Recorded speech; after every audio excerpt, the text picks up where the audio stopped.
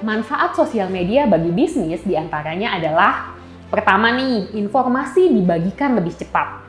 Mesin pencari atau search engine membutuhkan waktu berjam-jam, berhari-hari atau bahkan berminggu-minggu untuk menampilkan konten yang baru saja kita terbitkan di halaman pencarian. Berbeda dengan media sosial dapat menampilkan konten kita secara real time. Semua yang kita posting di media sosial akan langsung muncul di timeline pengikut kita, sehingga dapat langsung diarahkan langsung ke situs web kita dan bahkan menghasilkan penjualan. Jika akun media sosial kita memiliki pengikut yang banyak, maka ini pasti akan berhasil. Kalaupun enggak, kita juga bisa menggunakan jasa influencer. 2. Meminimalisir biaya branding dan promosi produk. Media sosial hampir dapat membantu bisnis kita meningkatkan brand awareness. Biaya yang diperlukan untuk ini adalah waktu. Ini karena menggunakan media sosial untuk membangun merek membutuhkan setidaknya banyak tenaga, proses, dan pastinya waktu. Kalaupun gratis, itu artinya kita sebenarnya berpromosi di media sosial tanpa menggunakan iklan. Ini sangat mungkin dilakukan dan hasilnya mungkin jauh lebih baik daripada mengandalkan iklan. Harus diingat bahwa kita membutuhkan konten yang menarik dan berkualitas tinggi. Maksudnya, jika kita mempublikasikan foto, kita memerlukan foto berkualitas tinggi untuk menarik perhatian calon pelanggan. Jangan lupa juga untuk menyesuaikan konten sesuai dengan kebutuhan target pasar kita. Konten marketing adalah teknik pemasaran dengan cara membuat dan mendistribusikan konten yang bernilai, relevan, dan konsisten untuk menarik dan memperoleh audiens yang jelas, dengan tujuan mendorong tindakan pelanggan yang menguntungkan. Berbicara tentang konten marketing, perlu diketahui bahwa konten marketing adalah kegiatan membuat dan mempromosikan aset konten untuk tujuan menghasilkan brand awareness, pertumbuhan traffic, perolehan prospek dan pelanggan. Media yang dapat digunakan untuk strategi konten pemasaran kita termasuk postingan blog, e-book atau artikel, infografis, bisa juga brosur online, dan lain-lain. Paham mengapa konten marketing penting bagi bisnis kita akan jadi lebih perlu daripada hanya mengetahui arti dari konten marketingnya saja. Untuk itu, kita juga perlu memahami 4 langkah siklus pembelian. Awareness atau kesadaran. Setiap calon pembeli pasti memiliki kebutuhan, namun mereka belum tahu adanya solusi. Research atau meneliti atau mencari tahu.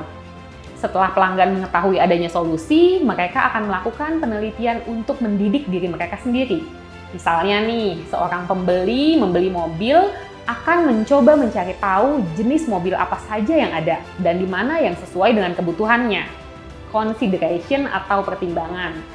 Pada tahap ini, pelanggan mulai membandingkan produk yang berbeda dari vendor-vendor yang berbeda juga.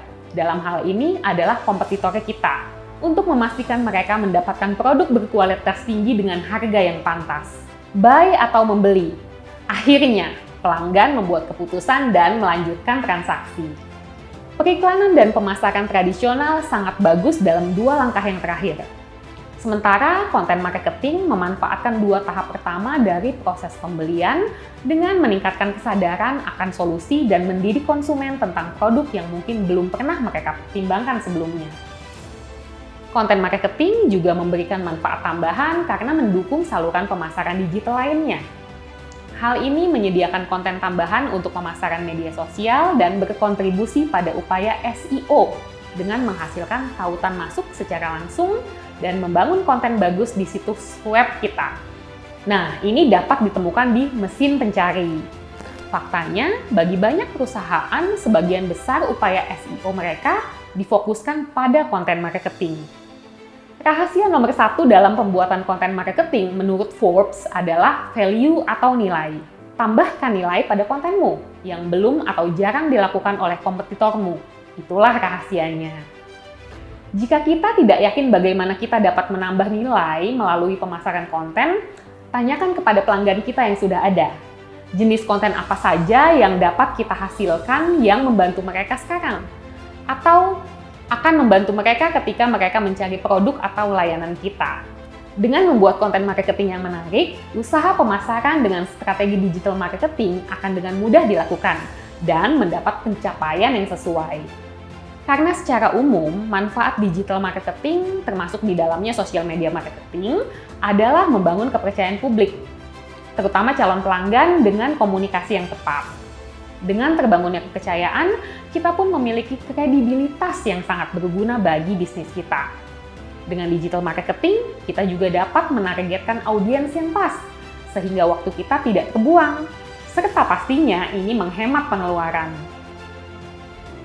Hal terbaik tentang digital marketing adalah kecerdasan dan kreativitas selalu dapat memenangkan anggaran pemasaran yang besar. Jangan pernah takut atau kecil hati melihat kompetitor yang memiliki budget lebih besar dari kita. Jadilah kreatif dan manfaatkan apa yang ada.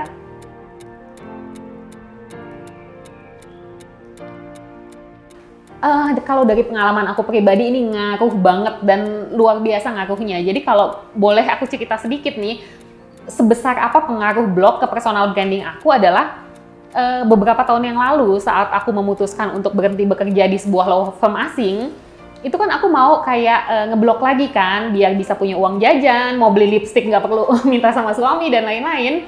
Nah, aku memutuskan untuk oke, balik lagi ngeblok. Nah, saat itu pas ngeblok aku banyak nulis soal yang berkaitan dengan aku sebagai ibu rumah tangga, kemudian sosial media, personal branding dan lain-lain. Ternyata itu justru kayak nge-boost personal branding diriku sendiri. Tiba-tiba tuh jadi kayak banyak panggilan jadi pembicara, jadi narasumber, ngisi kelas dan workshop dan lain-lain yang sebelumnya aku cuman ngeblok itu biar dapat uang jajan. Ternyata malah dapatnya banyak gitu. Jadi itu nge-boost banget kalau dari pengalaman aku. Untuk bahasan yang lebih lengkap tentang digital marketing, strategi jualan, dan konten marketing, pastikan kamu tidak melewatkan online workshop upskilling dan reskilling mahasiswa dan pelaku usaha oleh Kemenko PMK dan Great Edu besok ya. Sampai jumpa!